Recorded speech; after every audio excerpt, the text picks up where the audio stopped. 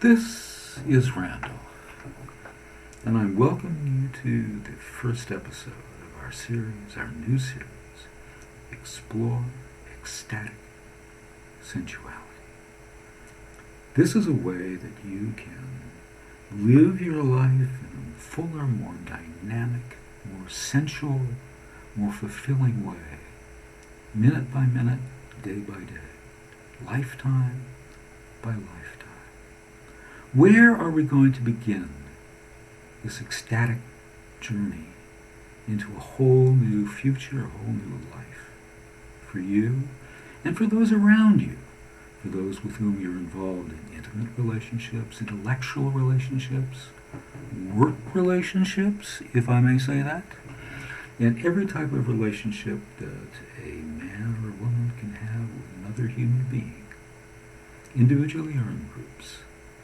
Let's begin with a very important subject, and that is, we're going to start by talking about the mind and the body. There was a very famous philosopher named René Descartes. He had the famous expression, cogito ergo sum. I think, therefore I am. This was basically a way of saying that the mind and the body were inherently separate. The mind had its own rules, its own limitations, which were actually much less than those of the body. The mind was expansive. The body was a source of limitation in a certain respect. This was the beginning in philosophy of what is commonly referred to as a dualism, the separation of the mind and the body, but actually, this goes back centuries, generations, millennia before, to, for example, the famous philosopher Plato. Plato had what he called the allegory of the cave. He said that all that we can see and experience in this world, in this lifetime, in our environment, in objects that we see and find, even in a certain way in ideas, that these are nothing but pale reflections or shadows of a set of ideas or forms, both words were used in this type of philosophy, which pre-existed somewhere, perhaps in the mind of God.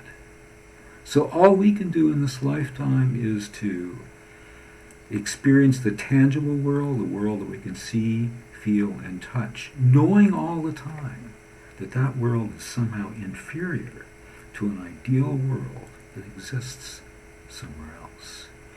This type of philosophy was the, how should we say, inspiration, wellspring for most Western religions, which teach us that the real, wonderful, ultimate life which we all seek will happen afterwards.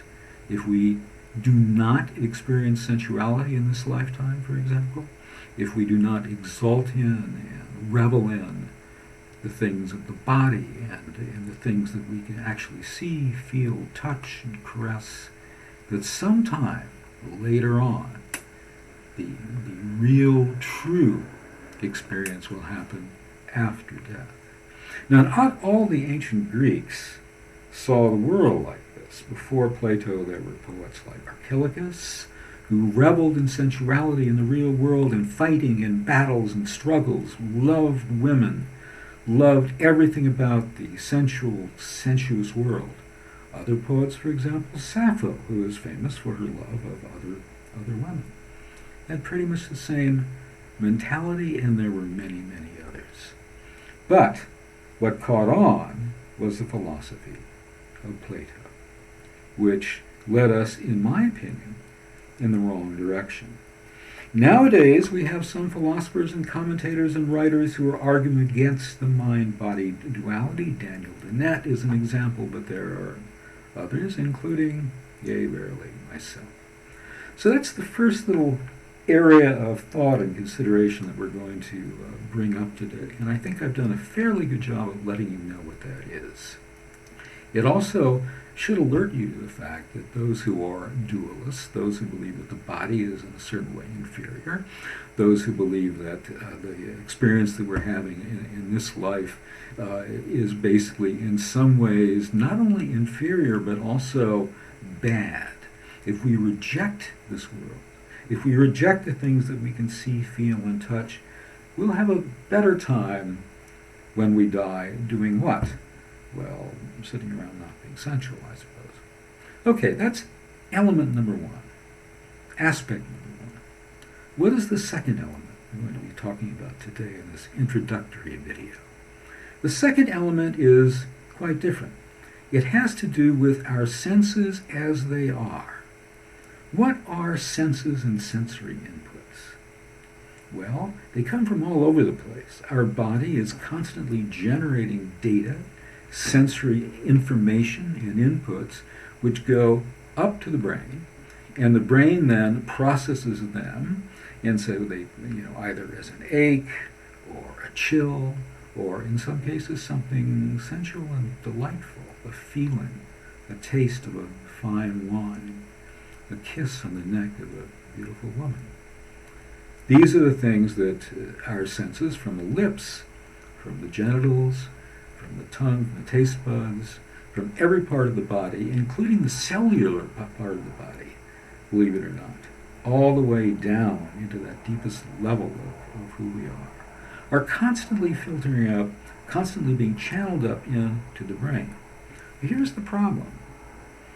If we allowed all of these sensory inputs to go through, to go into the brain and be processed, we would be instantly overloaded.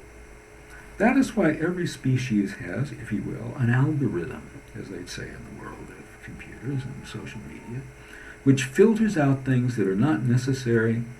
And what is the factor, the criterion used in this filtering process? It's very simple: survival. So basically, the algorithm is set to give us information that will help us to survive, and that is true for every species. Every species evolves its own algorithm. Whether you're a newt, a butterfly, a badger, any species that you can think of, a lizard, a snake, a bird, a hawk, a falcon, flying above the city or the country or the mountains. Each of these species has an algorithm just like that, so that the things that it needs to get in terms of inputs from its senses, whether they be senses of smell or sight or touch, senses of how hot it is or how cold it is or how the wind feels against its feathers, its back, whatever, that those inputs will go up into the brain, and things that are less relevant to survival won't make it up there. Well, in the one sense, from a certain perspective, all this makes tremendous sense. So why would you want to mess with that? You're going to ask me. This is obviously how things should be. Why would we want any inputs to go up into our brain that we don't need to make it through the day, as it were, or to be healthy, or to live a long life? Well, I have a simple answer to that. Cheers. And that is that true sensuality can only be achieved when we let the maximum number of sensory inputs in. This is the trick. This is the trick. And one way of achieving this, and a way which I do not advocate, although I have at least one good friend who does, is the use of so-called psychedelic drugs. What do psychedelic drugs do, in my opinion, with which others will not agree? What they do is to relax the algorithm and let more inputs in, more of what is coming in from our body. The mind, by the way, is a very curious thing in the human species. I happen to agree with Sigmund Freud that there are three parts to the mind, to our consciousness, to our mentality: the ego, the id, and the superego. The id is basically the platform of pleasure and sensory life. The id is where our dreams come from. The id is where our fantasies come from. The id is where our desires come from. The id is where we conjure up desires that we wish to be fulfilled in this lifetime. The superego comes early on. There are three stages in the development of the infant: the anal, the oral, and the genital. The anal phase is the phase of toilet training, if you will, and that is the first time that the child is restricted in what it can do. It's told, don't do that. Do this only in a certain way, the way that I want you to do it. Whereas the previous phase, the oral phase, was the phase of unobstructed pleasure and delight, of fulfillment of desire and aspiration at the mother's breast. This is the beginning of life, and life begins to be constrained. We begin to internalize, if you will, these restraints of the superego. And there's this constant input from the superego itself, which, stakes out a place in our brains to tell us what we should not be doing and what pleasures we should not be having and what desires we should not be having and what attempts to fulfill these desires we should not be experiencing. So basically, this is the groundwork against which discussions of sensuality and, if you will, sexuality should be taking place. Now, in future episodes, I'm going to go into a lot of these things in more detail. But I'll begin today simply by saying that if we regard sensuality as something which is a matter of, I'm going to touch, in my case, because I'm heterosexual, a beautiful woman's breast or thigh or neck or cheek, I get a certain pleasant sensation in my hand and my fingers. If I do it with my lips, I'm going to get a certain sensory pleasure in my lips, or whatever bodily, tactile interaction there is. That's, I'm going to paw you and I'm going to get off. Way of looking at things, which in a certain way doesn't take the other party, the woman in my case, into account very much at all. So let's look at it in a completely different way. As I write in my new book, Kiss and Make Better, an intimate memoir of the future. As I write it in this book, we can use our breath, our touch, everything about ourselves, both in terms of tactile, with our hands, with every organ, our breath and our minds, to excite and honor our partner, which is an interesting term which we'll be getting back to, in the most fulfilling possible way for her. And it is by honoring the woman, by honoring the woman we love, by paying tribute to the woman we love, that we reach the most exalted levels of ecstatic sensuality, to which there are basically no limits. So much of life is filled with limitation. The contemporary philosophers, Quentin Meillassoux, Alain Badiou, two of my favorites, talk a lot about finitude, that we live in a world which assumes that there are limits to everything set in one way or the other, and there are elaborate mathematical discussions of this, which I will be going into in future videos. But, for example, Meillassoux, in his most famous book, describes a situation where we are beyond finitude, beyond this concept that what we can do and feel and sense and experience has a limit. There are no limits. We make we can say we make our own limits, but that's actually not the game, not the process, not the procedure. The point is to live in a world where limits do not exist, where the feeling that, this has to stop somewhere because we're going to go too far. That's we're going to go too far way of looking at things. There is no too far. Now, of course, everything that I'm talking about and will ever be talking about is in terms of the consensual, of the shared. Of the shared isn't exactly the right word. What I'm talking about is a process of mutual creation of new heights. Lovemaking, sensuality. These are creative processes. We're making something new. every time we caress, every time we kiss, every time we make love, and by making love I'm not talking about genital penetration exclusively, or even necessarily at all in this context. One of the things we'll be talking about in this series is the notion of repetition.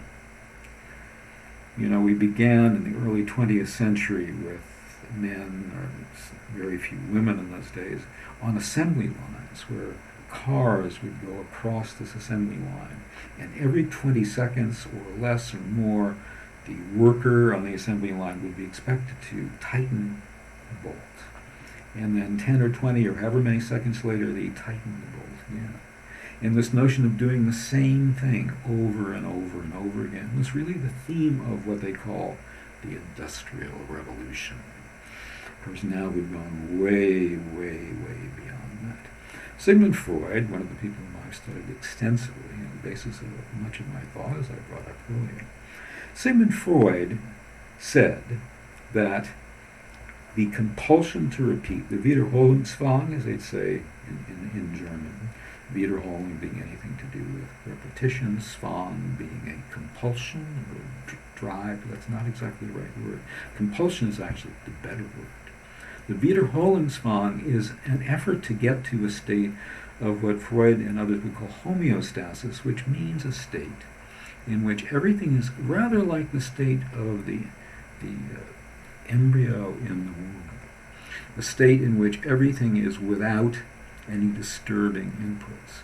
It's much better to keep things repeating over and over again, over and over, than it is to do something new.